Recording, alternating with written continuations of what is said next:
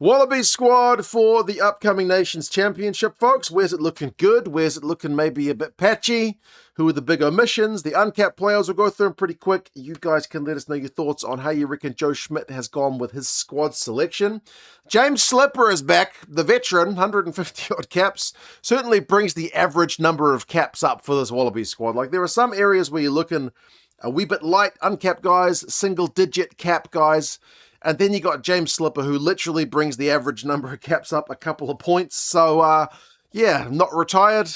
He's going to keep going, help bolstering that Wallabies front row. That's a good news story. If the Wallabies have a good campaign in this Nations Championship, that'd be a great way for him to sign off, because I seem to remember, wasn't he played the All Blacks? Was it in Perth or something? I don't remember. But it'd be nice for him to get a, fairy tale finish as such a long-time servant in the green and gold. Uncapped guys at the other end of the experience scale, Miles Amatosero. Kind of a controversial pick, I think, because Lukan Salakaia-Loto didn't get picked. But we'll get into that in a second. Lachlan Shaw and Declan Meredith. Like Declan Meredith with the Brumbies, cracking start to the season because the Brumbies were on fire. At 10, was really running the show and definitely looking a Wallabies bolter.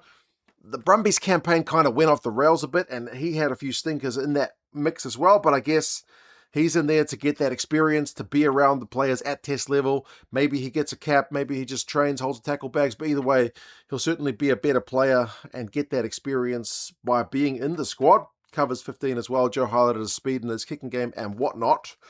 Other uncapped guys, as I mentioned, Amatosero, you've got to look, I think, at the stats and what Joe said to kind of get a read on it, because Joe said that Lukan needs to get into physical shape, and he's looking at fast jumping locks. And when you look at the line-out stats of the likes of a Lukan Salakaia-Loto compared to Amatosero, Amatosero just gets through a lot more work in the air. The aerial work has never been the primary aspect of Lukan's game.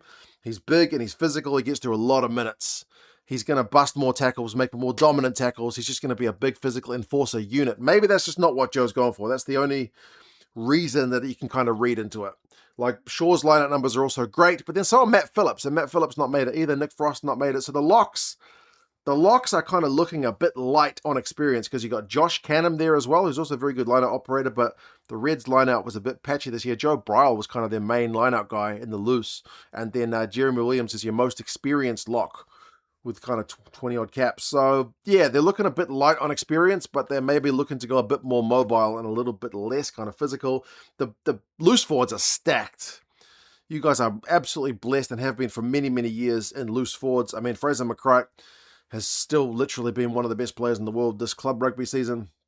Harry Wilson still does amazing things. I don't know how I swear if he played for a more successful team than the Wallabies are at the moment, he would be more highly regarded than he is. Some of his skills are absolutely silky. Valentini, I don't think, has been in his best form. Even when the Brumbies were looking great at the start of the season, it was kind of Charlie Cale, who is also in the squad, who was stealing that show. Champion de Crib, and he's going to be real busy around the park. And then of the overseas guys, Tom Hooper is one of the guys who's back.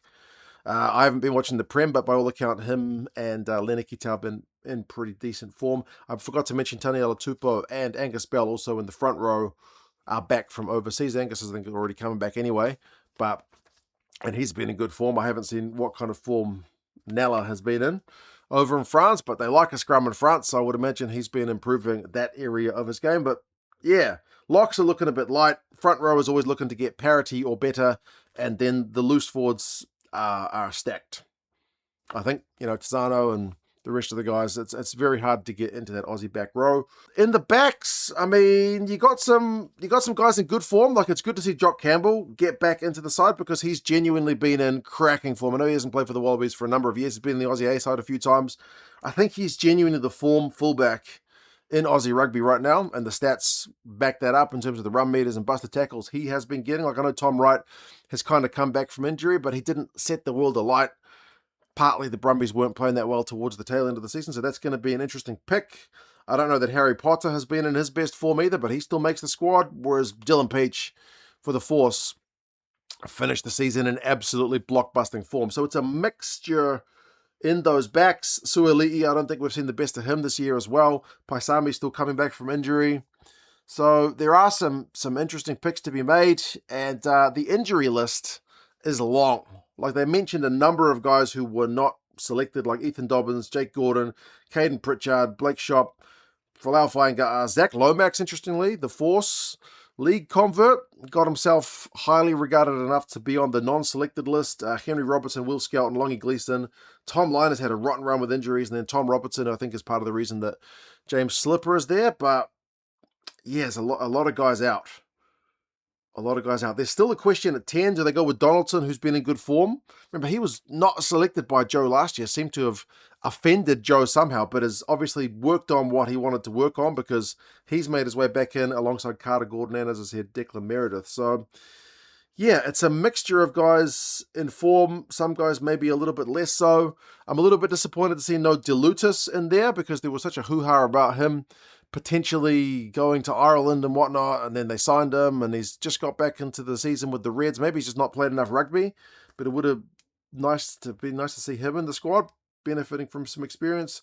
Lolosio, obviously in Japan, hasn't done enough to warrant a callback, with them looking for, you know, local guys as best they can. But yeah, it's a bit of a mix. I feel a bit for Lukan Salakaia-Loto. I think he's the most hard done by, but if Joe is looking to go more mobile and go quick, then that's understandable. Or maybe Lukan just said something which Joe didn't like. You have to think once Les Kiss is back in charge that Lukan, his path back to the green and gold is a bit clearer, but we will see. Apparently Les was in with Joe in terms of the selection meetings and whatnot, which does make sense as that handover is going to happen. But yeah, expectations-wise, Ireland in Sydney, France in Brisbane, and then Italy in Perth. You gotta win the Italian game for sure. That's a must-win. I know that's probably, you can't underestimate the Italians. They beat England this year for the first time ever. So you have to beat Italy. Part of it, man, like Italy is going to Japan, then flying all the way to New Zealand to play in Wellington, and then flying all the way to Perth.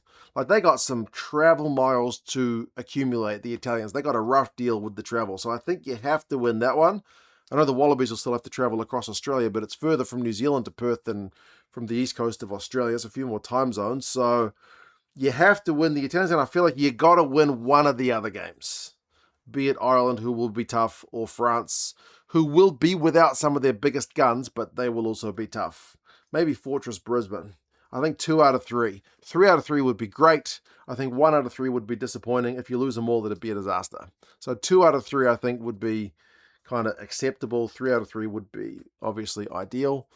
But yeah, that's where we're at. You guys let us know your thoughts. Apart from Salakaia-Loto, who else do you think's been hard done by? Anyone lucky to be there? Like, I think Potter is not in his greatest form compared to some of the other outside backs, but you guys let me know your thoughts. Take care, subscribe, and I'll talk to you guys again soon. See you later.